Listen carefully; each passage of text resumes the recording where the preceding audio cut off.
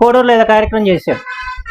రోజు పత్రిక చదివాడు తెలుస్తుంది 22 ప్రభుత్వం రద్దు చేస్తుంది అని రోజు వార్తలు వస్తున్నాయి. దాని మీద క్యాబినెట్స్ కమిటీ చేశారు, వాళ్ళకు నిర్ణయం చేశారు అని ప్రభుత్వంలో రేపు మాపో జీవో వస్తుందని తెలిసిన తర్వాత ఒక కార్యక్రమం చేస్తారు.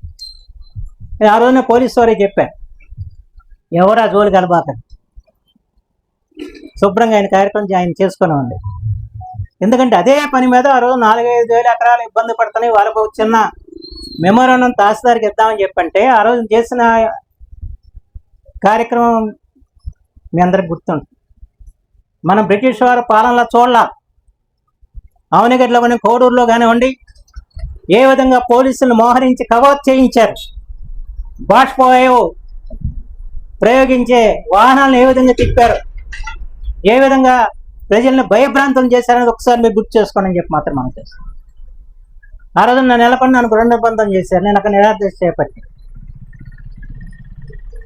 ఆ రోజున ఇదో శేషబాబు ఉన్నాడు ఇక్కడ, ఆ శేషబాబు మీద ప్రత్యేకించి ఆనాటి ఎమ్మెల్యే గారు ఇంకో 2 ఎమ్మెల్యే గారు కూడా, ఆ రోజు 2 ఎమ్మెల్యేలు ఉండేవాళ్ళు, 2 ఎమ్మెల్యేలు కూడా ఈయన మీద దాడి చేసి అన్నీ కూడా వీడియోలు ఉన్నాయి నాన్న చూస్తానికి, మీకు గుర్తు లేకపోతే చూపిస్తాము. దాన్ని